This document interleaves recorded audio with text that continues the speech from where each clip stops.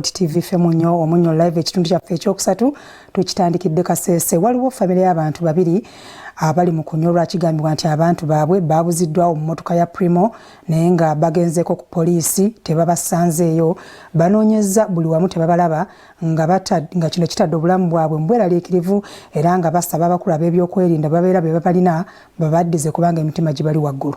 Okutya kweyongedde mu booluganda lw'abantu babiri abakwatibwa e Kasese nga tebamanyi gye bali ate nga ne ku poliisi tebaliiyo. Batwalibwa mu mmotoka ekika kya Premio ne babavuga okutuuka ku Mmeesa e Kasese, abalala ne babongerayo ku Kasese Central Police Station naye abaabwe tebalabikako. Wajjawo poliisi ne gundi ne banamagye nga bali mu Premio. Kati bwe batuuka basanga gundi basanga brother wange nga tudde na banne bali mu kunywa mwenge nga bali mu baala. Kati ewawe poliisi nemagye kubasalako. Abasirikale babuuza kye baba bakolera abalala omunaana be basangibwa nabo. Omuntu yali abawa ebiragiro ku ssimu. Mbuusa agamba basooka kutegeezebwa nti mukulu we mubbi era Baluku Stephen bwe babakwata ne Masereka agamba bava mu bakwerinda. Nawulira nti bamutwala direct ne bamuyingizawo ku Mmeesa. Kati bano abajja Kabangali be yajja n'ekima abo babatwala ku poliisi. Kati nesawa kumbi tuli kumbi kumala omwaka tugenda gumala enjawo zitu no tuli kumbi nokumala omwaka muguno mwezi.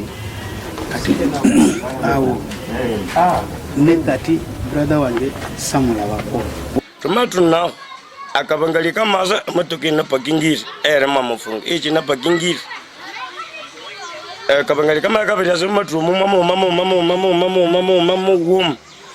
bamatu tondra mu Kabangali mwaese bamatu lane mbidio bwabu ne bulibulu yetu tukanywako bama babetrol ebabebetse ku matoka bama bakatusomba twamengera umuchi mu Kabangali twamatsumbula ne matoka eri mwamufunga mukuno oyu muwum. Kyakimwa Halima mukyala wa Twalibu Mumbere agamba abaana baabwe abasatu bamubuuza gyali talina kyakuddamu kuba bamujja wakanikira essimu ku Spiki Street mu kibuga Kasese. Bwana tunafaa mnafaa kutuambia kama safariki, inafaa mnatuambia kama ipo inafaa mnatuambia kama safariki, mtusaidie mtupe maiti yake tufate kuiona hapo, lakini si ashikari tuko hapo hatuna maana roho haiko mtumbu. Unakucha mimi niko nafikiria mimi nakula vyakula havifike mtumbu. Omukyala agamba nti nga 2 May 2021 lwe yasemba okulaba bba era abalala abalabi byali bigenda mu maaso abataagadde kwatuukirizibwa amannya gaabwe bwe bati banyonyola. Ngamba musajja ono mumanyi soko gye mu mmotoka naye tukubuzaako ebirala ebanyinyiza mu mmotoka bantu sa mmotoka twasimbula gundi kagendo katono nnyo ekunteeka ku gun point yagamba ono omusajja yetu mwagala. When it came to the morning, I went to the to police. I was joined by other family members. We went to police.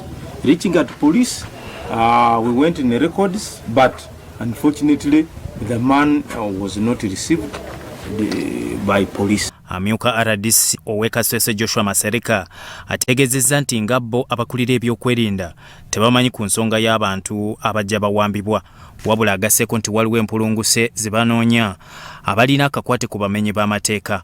And all the rumors that have been going around, people have been abducted, all those are rumors, they are not real.